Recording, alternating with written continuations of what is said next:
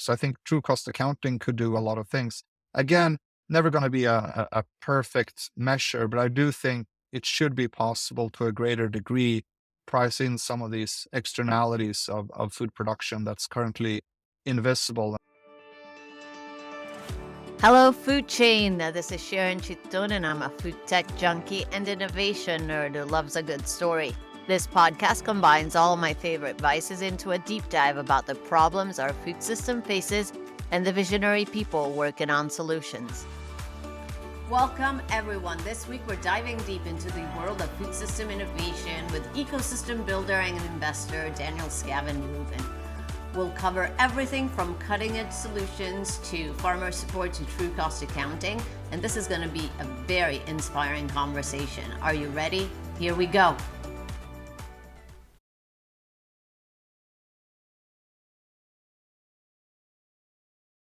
Hello, Daniel. How are you? I'm good. It's great to be here, Sharon. Good to see you again. So, we have a lot of chit-chat to do today. We are both passionate about ecosystems, building networks, communities. So this is going to be a fun conversation, I think. But before we start diving into all things food system-y, can you give us a little bit of info for those folks that don't know you about yourself? What's your background? How did you start doing what you're doing today, basically? Well, first of all, thanks for having me. It's really great to be here. I'm a big fan of all of your work. Thank So about me, I'm born and raised in Sweden. Went to law school here. I went to business school in Denmark. I worked at the Ministry of Foreign Affairs of Denmark at their trade council. I was helping Danish technology companies to establish abroad and export abroad in Sweden and New York for 5 years. But I felt something was missing. So I got myself a scholarship and I went to Georgetown for a third degree, and this time in foreign service, so international relations.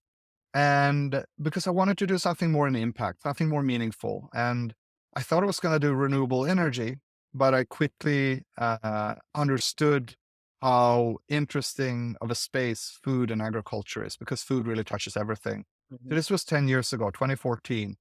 And I took a lot of interesting classes, had a lot of great experiences.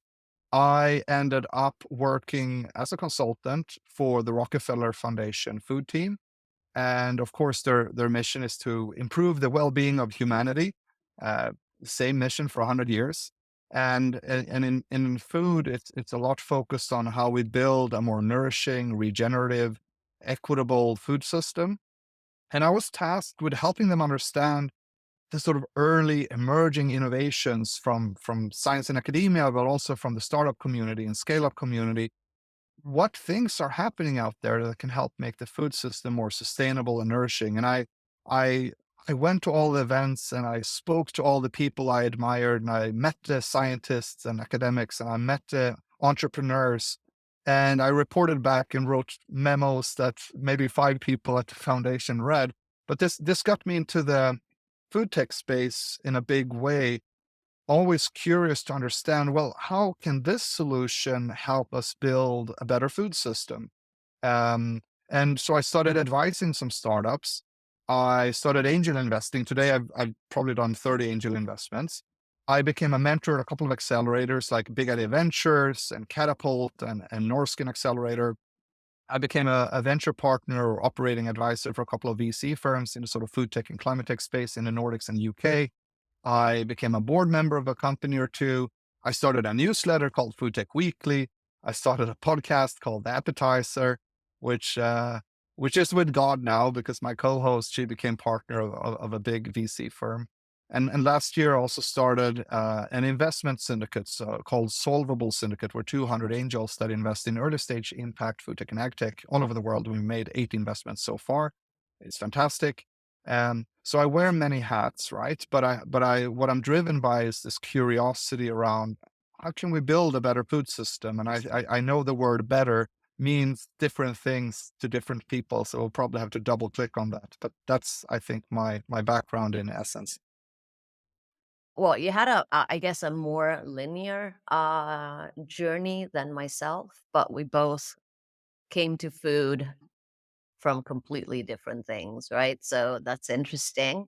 Seems all roads lead to impact, not necessarily food, but impact. So I'm curious. There's a lot to unpack there. Obviously, we all know the Rockefeller Foundation, obviously, and now with Solvable, but also your various, I would say, roles with different companies. Like one is Mm, a company that was co-founded, I guess, by a good friend of mine, which is Anya, Stockeld Dreamery. How did you get into mm. that? So I moved back from the US to Sweden in 2017, and I found myself in this co-working space called Norrsken, which Mhm. is essentially technology for social impact. They do a lot of wonderful things with VC firms, and they have co-working spaces now in Barcelona and Kigali, Rwanda, and they have Impact Week. They do a lot of wonderful things. And here I met a lot of great people, and one of them was a guy called Soroush Tavakoli, and he previously had run a startup that he sold called Video Plus and was looking for his next big thing. He was into algae, looking into how can we capture, carbon emissions from cement plants using algae. And then I asked him if he heard about duckweed, and then he went on that track for a bit before he broke up with duckweed. And then he thought about vegan cheese because cheese is a huge market. It's a product we've loved for thousands of years. It also has a pretty big environmental footprint because you need, 10 liters of milk to just make 1 kilo of hard cheese. So he started to think, well, can't we produce this using plants instead, or in different ways? And he was looking for a scientific co-founder. He found Anja Leisner, and they co-founded Stockeld Dreamery together. And I became an angel investor and advisor. And a couple of years later, when they started to launch products, they asked if I wanted to come and join full time, which I did. So I left the Rockefeller Foundation in 2021 as a consultant. I started working for Stockholm Dreamery as head of strategy, which was a fun, intense startup journey in every way imaginable. Yeah, So is that what brought you back to Sweden? Or you were I think there was a number of factors. Our families here, we could work remotely from here if we wanted to. We became U.S. citizens. We felt we didn't need to stay there anymore. Also, like, the ambience changed in Washington, D.C. In November 2016 after no, the election. no shit. So, yeah, so we decided to move back to Sweden, but I'm dual Swedish American, and I think just like with someone with two kids, you love your kids as much. I love Sweden and US as much, and happy to have both, you know, places to be able to call them home. Yeah. I must say, I'm a little worried about what the next 4 years might bring in terms of all our work and food systems and climate if it doesn't go a more, let's say, normal way. Um, that's a story for another time. So, just a little bit more on background before you mentioned Solvable, you mentioned your newsletter.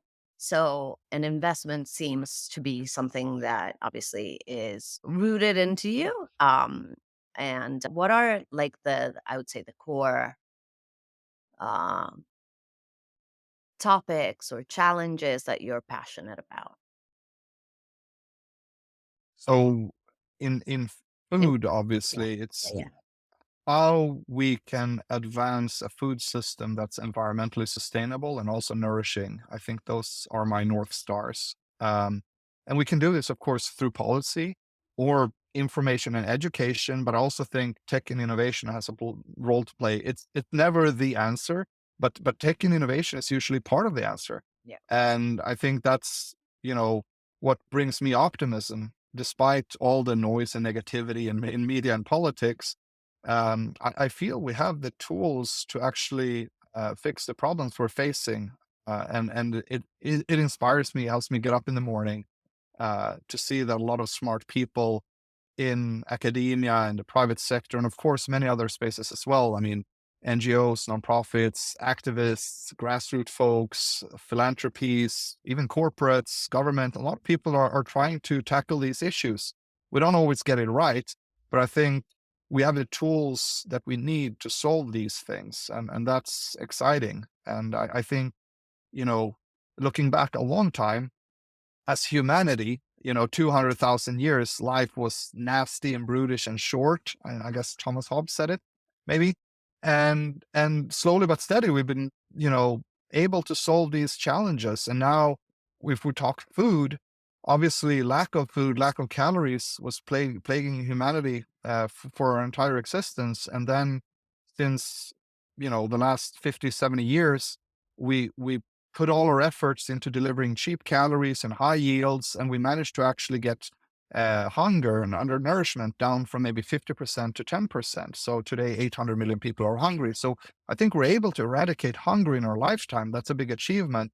Then, of course, there's this big issue of, well, we're not producing foods in sustainable ways, and the foods we're eating is making us sick. So how do we solve this? That's our challenge for this generation going forward. And I think there's just a lot of exciting things happening. So for me, I try to feel that the glass is half full, that we can actually solve these issues, and not focus on everything that's wrong or heading the wrong way, but try to focus on things that instill optimism. That's a good answer. So let's unpack that for a little bit because I'm also a Mm, believer that we actually have all the solutions that we need. Implementation, infrastructure. I mean, that's at least my belief. It's another story, right? How do we build an infrastructure that moves away from that um, more linear or very high yield, poor nutrition, but also in a way, if we want to call it just not really not equal for people or planet. We could do better. We've done it in the past. So that's sort of my belief that we have all the tools. It's just a question of really, yes, building that underlying infrastructure, getting people to collectively buy into this change, so shifting and making people understand that you can still make money while doing things better, right? Like if you can yeah, yeah. produce, right? Um, and also that maybe a critique of just maybe the language that we've used in the past Mm, is that it was it's been a little bit like exclusive as to the network, to the whole food system in general. I mean, we can see like in terms of the alt protein and farmers, for example, but also um in when you have a startup and you feel yours is the solution that's going to revolutionize the world, yeah. you're right. It might in one place, but you don't need one solution. You need many solutions. And if you're in Sweden, they're going Mhm. to be different than if you're in Italy or in the US or in Singapore. So it's a question of how do we collectively, right, create a system Yeah. that works for that local community. Um, so Yeah. what are yours? I guess your thoughts on that, and how do we through maybe collaboration, through network building, which is what we are passionate about. Mm. A, do you agree with my little theory here? And if you don't, it's fine. And B, how do we try to fix it? I I agree with you. First of all, there are no silver bullets for the food system. And it can be depressing sometimes because we do see a lot of progress happening in other spaces and other industries in terms of decarbonization, electrifying transport, for example, or going more renewables. I mean, we saw the other week the last coal plant was closed in the UK, which I think it's a historic occasion. They run on coal for like 200 years, and suddenly they don't need coal anymore. And so I think sometimes we tend to forget about those important milestones. So in many spaces, in many industries and sectors of the economy and in the world, we're making great progress. I feel we're not making as rapid progress as we should in food. Food, as you know, is incredibly complex, and food is so much more than just energy. And of course, at a basic sense, food is energy for our bodies. But as you know, food is also joy and community and family. It's where we gather. I mean, the name Stockeld Dreamery, the plant-based cheese company I was working, Stockeld is this ancient Swedish word, which means campfire. And obviously, a campfire is where you gather for community and food. It's where nature meets humans, almost. And so we're not making the progress we ought to see, and that's frustrating. And there are no silver bullets. And I think food can bring us together, right? But it can also polarize us because food is our identity, it's religion and culture. It tells us where we're coming from and where we're going. And that's why a lot of countries and regions and people get upset or worried when new innovations or technologies come along, or when they feel that politicians sort of top down tell them that they need to change their ways. Because if I tell you, okay, you consume too much red meat and that's problematic, it's like saying, Sharon, you are problematic and you're not going to change your ways. So I think we have to sort of articulate things in a different way and say, it's great you love red meat. How can we make sure that you can continue to enjoy that? And but doing so in a way that's compatible with animal welfare, that is humane, that is environmentally sustainable, and so on. So, and as you alluded to, I mean, solutions need to be context specific. When we talk about sustainability, I think it means different things in different regions. For Cape Town, water really critical. They ran out of water. Other regions have done the same. And if you look at a place like United Arab Emirates or Singapore, it's about food security because they import 90% of their food. So different places want to optimize the food system for different things. We did a wonderful thing at the Rockefeller Foundation that I consulted for.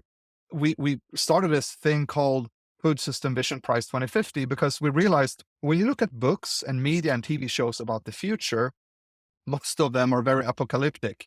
Like if I'd ask any of the listeners here to think about a book or movie that takes place in the future, they might say Blade Runner or Matrix or Mad Men or Wall-E or Minority Report or, any other movie, and they're all dystopic. It's like the visions you see for the future are pretty negative.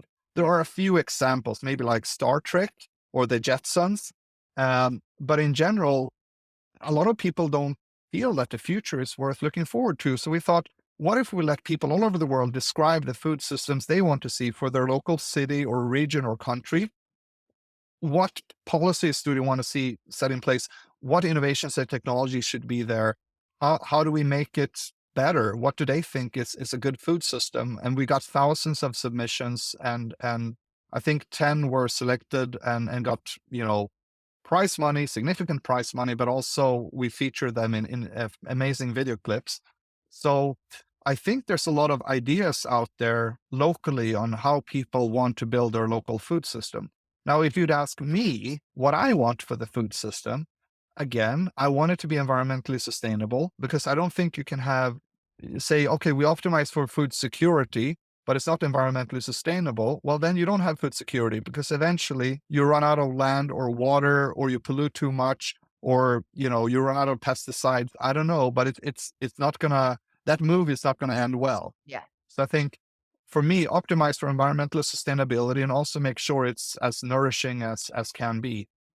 Um, but but and then we have to see what interventions do we have, what do we deploy here to get to that place. And it's going to look really different in different places. Sometimes maybe it's about policy or collaboration or innovation and technology. And these innovations can be super basic. I saw this fantastic example from Africa where farmer, I think it was Africa or India, but I think Africa, farmers had issues with elephants coming in and eating their crops and were shooting the elephants, and there were a lot of negative human animal interactions. They'd put up these fences, and on the fences, on the string, they had beehives. So when the elephants touch the fence, the bees will get upset and attack the elephants, and the elephant turn back. And it's a very non-invasive, very low-tech way, but it's still sort of innovative. But it's not using some high-tech thing. It's just a very basic thing. So I think innovations and technologies don't always have to be state of the art made in a lab somewhere. They can also be fairly basic. So I hope that answers your question. I think you're right, but change takes time. But change does happen. I mean, the food system today looks very different from 100 years ago or even 50 years ago. And dietary patterns change. I think, our parents' generation didn't grow up eating sushi and pad thai, and I'm sure now a lot of them do. So diets change over time, and that can be a good thing and a bad thing. But again, I'm optimistic that we can envision futures we want to see, and then start collaborating and building and advancing these futures, identifying the issues like, yes, we need to keep increasing ag productivity. We need to cut food waste. We need to shift to more environmentally sustainable, nourishing dietary patterns. What can we do to get us there? And have that conversation, I think. Yeah. To me, I see this as really as a system. And I think a lot of folks are very linear about it. But in a way, like you Mm, can't have great innovations without having policies that support those innovations, right? Or you can't have good investments if you don't have the infrastructure to support them scaling up. So, yeah, in a way, we live in a system that needs to sort of work on this, like a clock. Everybody has their own little place, and we have to work together so that mhm, we can tell time. And at the same time, integrating solutions, whether low tech, high tech, depending on where you are, these speak yeah, to each other as well, right? Maybe 10 years ago, the first plant based products that you ate weren't as good because maybe today we can use fermented fats and oils, use up that, burger or whatever. So, mhm, um, and there are, I think, some examples that take this sort of more systemic view. There's a company, I don't know if you know it, like Better Fish, which of is, course. yeah, I love this the story, right? Like helping fishermen transition from fishing to growing seaweed and then creating basically this virtuous, more systemic, right, supply chain to create a product. And I get really passionate about that because I see you're looking and ticking a lot of boxes that, you know, s- are not so common, I would say, today. Yeah, Um, yeah.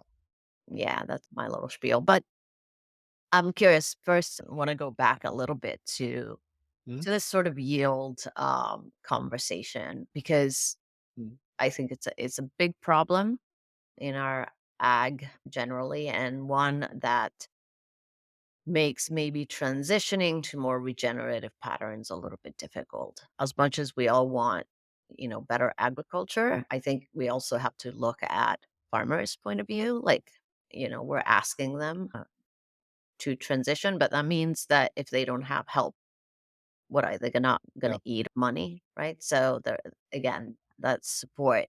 It's definitely a critical issue. A report that came out a few years ago in the UK looked at different vegetables and fruits, and they were 40% less nutritious than 50 years ago. So maybe can you yeah, talk a little bit about that? Again, to me, it's very systemic. If we stress the earth, our soil will degrade. But um, how do you see that as sort of agriculture is the beginning, right? In a way of how we grow our food. yeah. I think there's so many dimensions there. Um, One dimension is, of course, soil health, which likely has deteriorated um, because we've treated the soils in a pretty rough way with pesticides and herbicides and fungicides, and of course tilling and monocropping and a lot of things that probably haven't been good for soil health. On top of that, of course, we again optimized, I think, breeding for a food system that's very uniform and monotonous and to deliver certain outcomes. Like we want the tomatoes to be a certain size. We want tomatoes to be able to withstand storage and transport and long supply chains. and maybe be naturally resistant to certain, to droughts or whatever. And I do think, as with bread and optimized various crops, and we optimize them for high yields and supply chains and so on, we haven't optimized for example, taste and nutrition, and that got lost along the way. I think what is exciting with new tools like CRISPR is that hopefully we can get both. That we can keep traits and enhance traits that are desirable. I mean, we saw this purple tomato out of Japan that have health benefits and so on. I think there's this focus on high yields and the overarching sort of food system focus on high productivity and yields has led to a lot of negative side effects that we're cognizant about, and now we're trying to figure out, well, how do we go forward from here? How do we solve this? Um, and of course, farmers are essential in this conversation.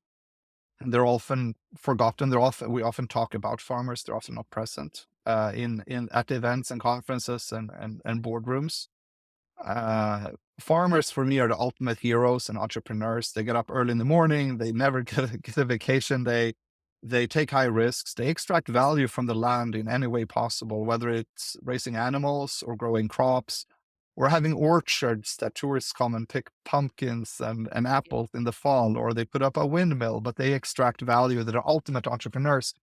They take risks, but we shouldn't expect them to take any risk, because as a farmer, maybe you just have one or two growing seasons. And if we're asking someone to change their approach completely, and they're taking a big risk, because if there's an adverse weather event or something, they might lose their entire crop. They only have one chance to make it work. So I think in this transition, we need to support farmers much more with, financially and with tools and business models that incentivize them to do the right thing.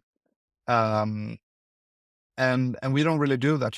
Household, disposable income spending on food is the lowest ever. It used to be that, half our disposable income went to food, and today it's maybe 10 or 20%. It's very low. It's still high, of course, in some emerging markets, low income communities.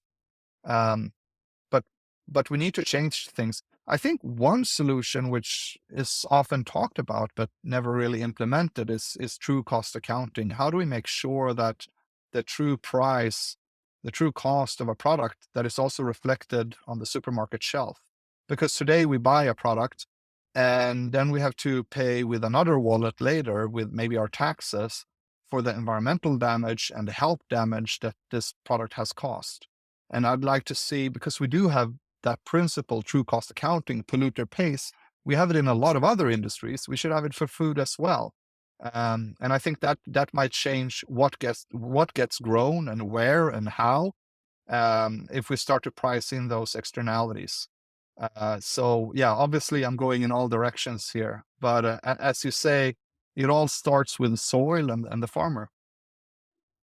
I'm with you on that, and maybe we can talk a little bit about true cost accounting, because there's also this idea that we've been accustomed, I would say, to this idea cheap food, right? Cheap Yeah, food, yeah, which is crap abundant food. food. Yeah. Uh, I mean, it, you people expect to go to the supermarket at 9 p.m. and the fruits and vegetable shelves and the bread shelves should still be fully stocked.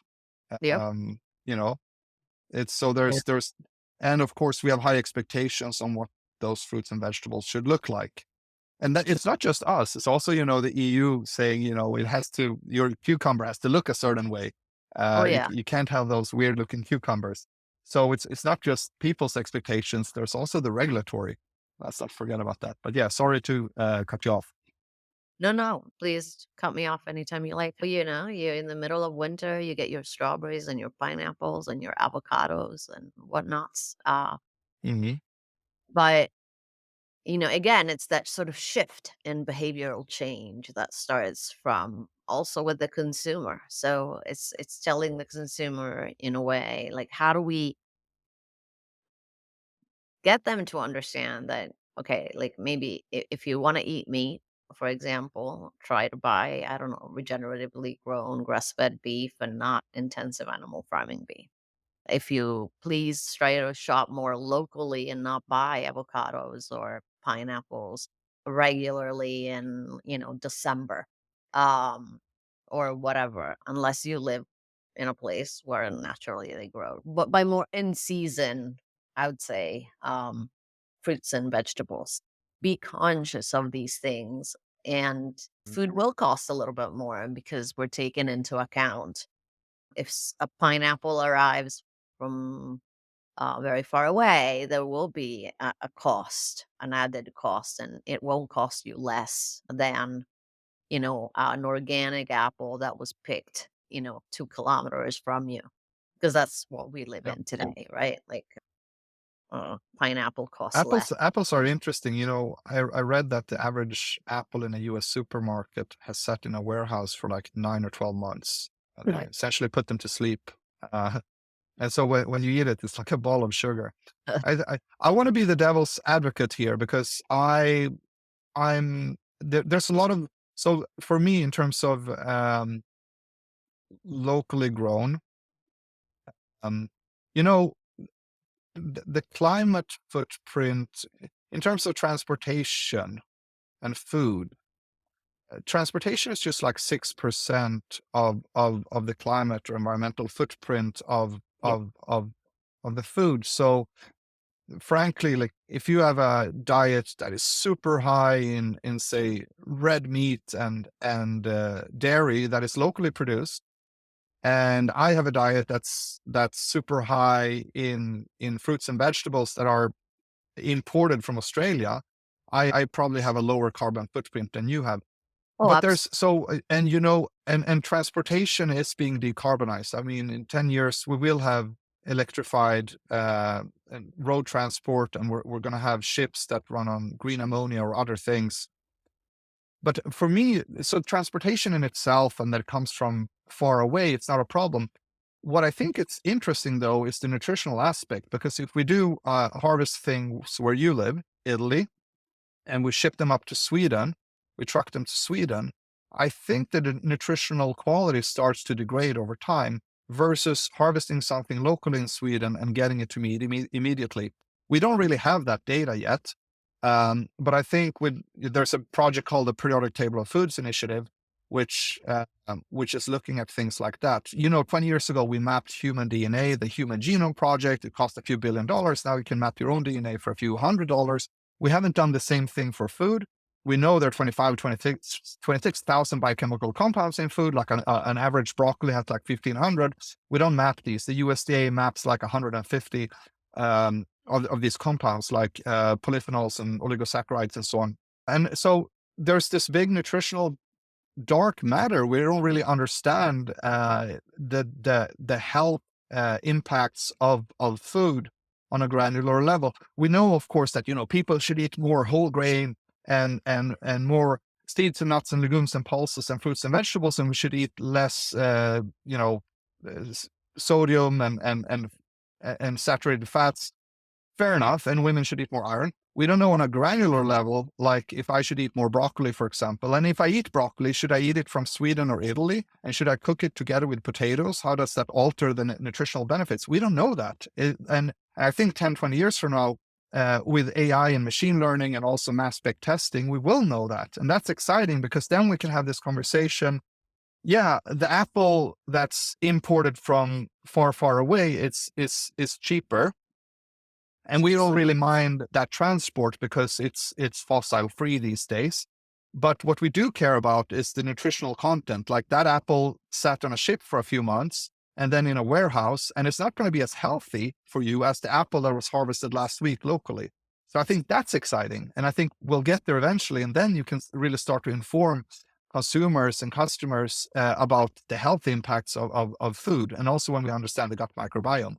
So, of course, a lot of this is driven by tech and innovation to understand this, and then we can make better decisions.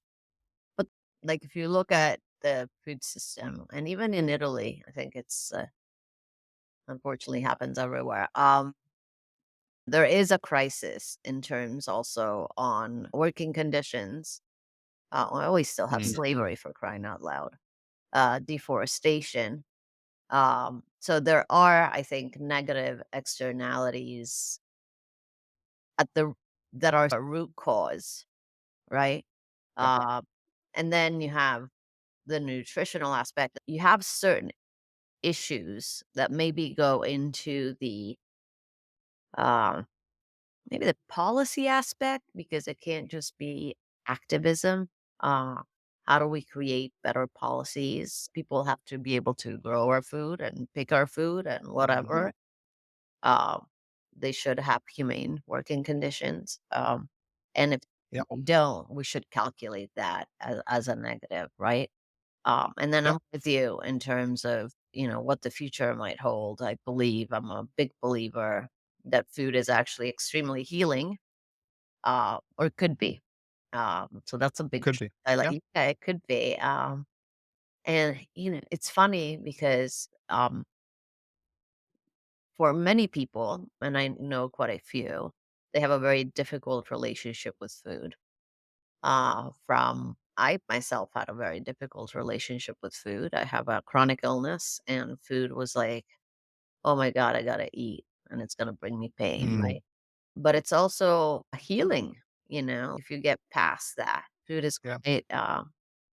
It's such a central part of life. But anyways, I'm diverging. Let's go back to then technology, right? yeah, Uh, you mentioned CRISPR, you mentioned AI, you mentioned precision nutrition, the gut microbiome. So, what are the most transformational solutions that you see in the various aspect of our value chain? Um, and what do you see as a sort of more shorter and longer term solutions? yeah.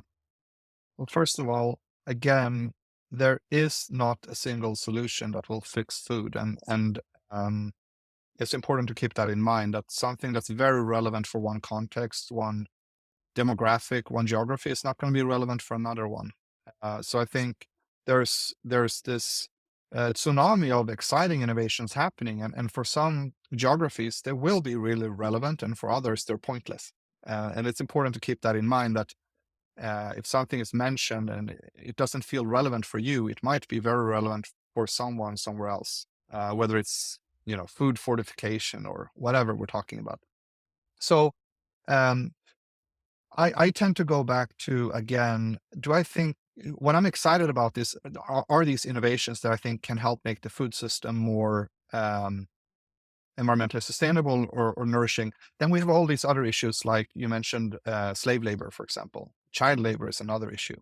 And how can innovation and technology help combat these directly or indirectly? I mean, indirectly, of course, if we can grow cocoa and coffee in bioreactors, then we might not need as many cocoa plantations. And as you know, December 30th this year, the EU has new regulations coming into place that certain products you import, like palm oil or rubber, coffee, cocoa, and so on, you have to certify that they're not linked to deforestation. That's, of course, a big problem for a lot of companies because they don't really know where their products are coming from. So let's talk about actual innovations that are happening. We need to decarbonize the food system. So there we see a lot around fossil-free fertilizer, different approaches, biostimulants, nitrogen fixing microbes or crops. We're seeing efforts to decarbonize livestock like cows and sheep because they do emit a lot of methane. Whether it's whether it's feed additives or vaccines or gene editing or even a mask you put on the cow makes them look like Bane in Batman, sort of absorb the methane emissions. We're seeing a lot in biotech, CRISPR, for example, Pairwise, for example, in the US, a company that tried to make uh, bitter greens less bitter, remove the thorns so they get easier to harvest for farmers, basically make things more environmentally sustainable and nourishing. Maybe shrink the size of certain things, melons, make them snackable. Um, we're seeing a lot around AI and automation, uh, on-farm robotics that can help you, mechanically or with lasers destroy weeds, so you don't have to use um, herbicides. Um, we're seeing, of course, a lot of emerging startups in the field of alternative animal feeds, because animals is a huge, huge market. A big cost of raising animal is feed. And a lot of the legacy feeds like soy are perfect, but they do lead to deforestation. Um, Fish meal, we can't extract more fish in the ocean from the oceans. The oceans are on average fully exploited. Um, 29%, I think, are overexploited. We get like 5 million tons of fish meal, a million ton of fish oil every year, depending on El Nino. We actually peaked wild wild catch of fish 20 years ago. So half of all fish and seafood consumed in the world is from aquaculture these days. That's the only way we've been able to meet rising consumer demand. And demand is not the same thing as need, granted. So alternative animal feeds, how can we replace soy and fish meal? Well, there's insects, there's algae, there's single cell proteins, there are other approaches where companies are trying to see how do we plug them in to make the food system more circular. Insects are interesting because they're obviously part of the natural ecosystem. There's, I think, in the Netherlands, and I believe it's Albert Heijn, the supermarket chain that send unsold fruits and vegetables to an insect rearing farm, and the larvae are then sent to an egg laying hen farm. The hens love to go and pick. It promotes natural behavior. Eating them is like caviar to them. And then they lay eggs, and the eggs get sent back to the supermarket. So it's more circular. So that's interesting.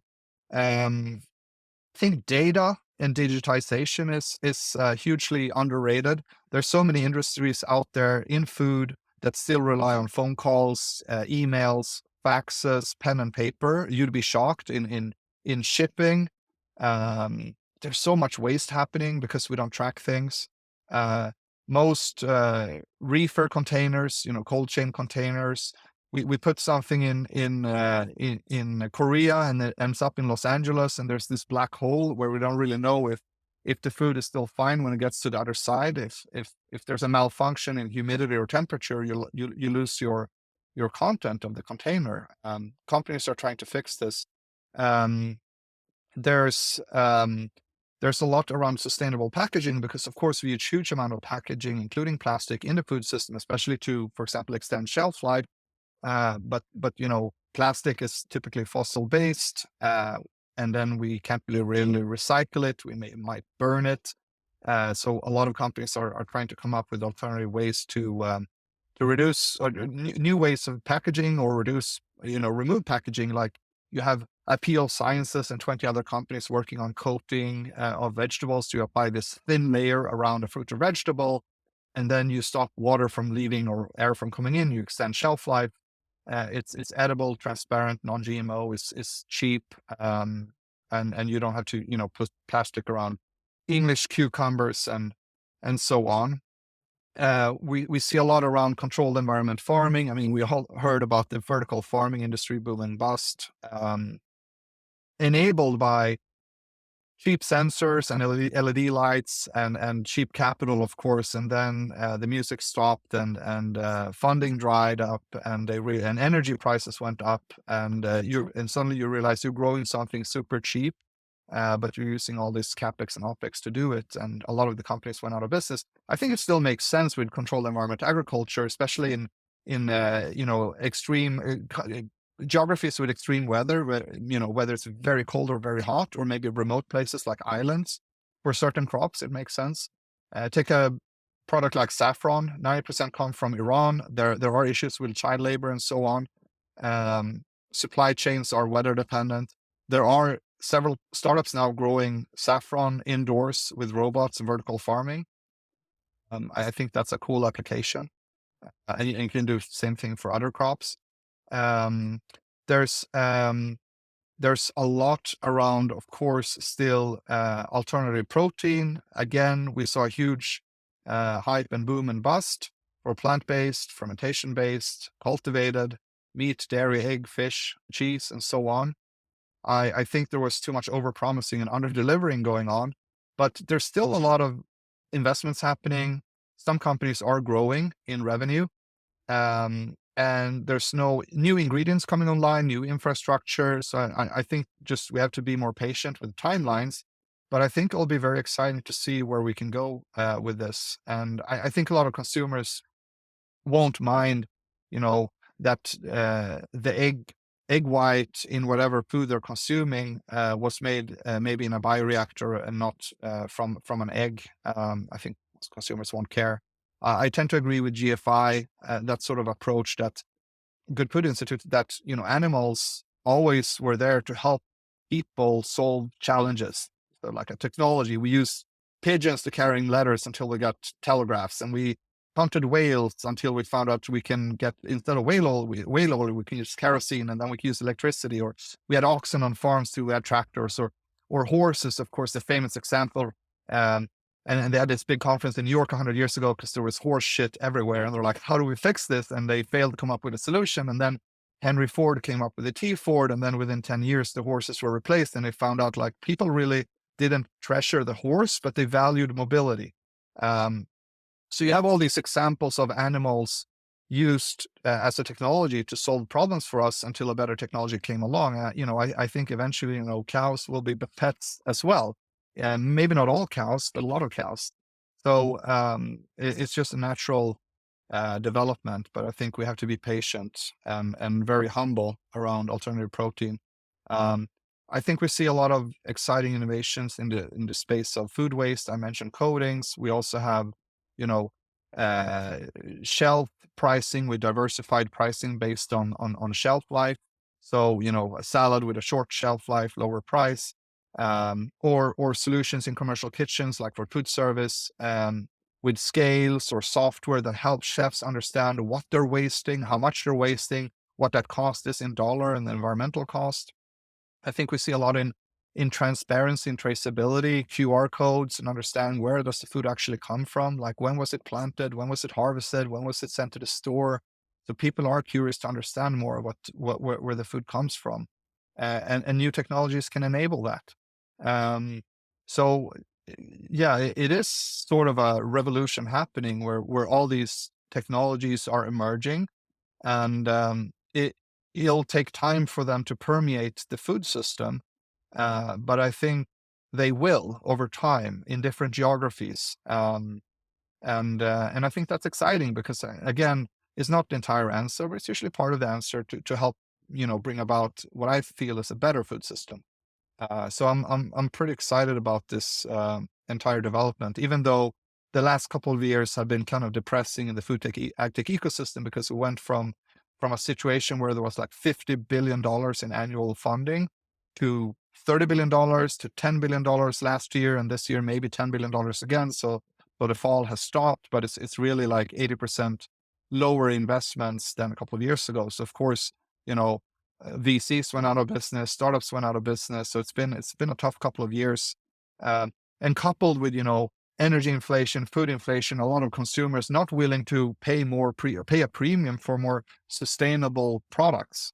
So it's been tough, but I don't think that should stop us from trying to keep innovating, and a lot of innovations are still happening and emerging on a weekly basis. Well, I think this is almost a good place to leave you because I have one more question. Uh, Mhm. but yeah, I do agree with you. And that's the eternal question for me is consumer behavior, behavioral Mm. change.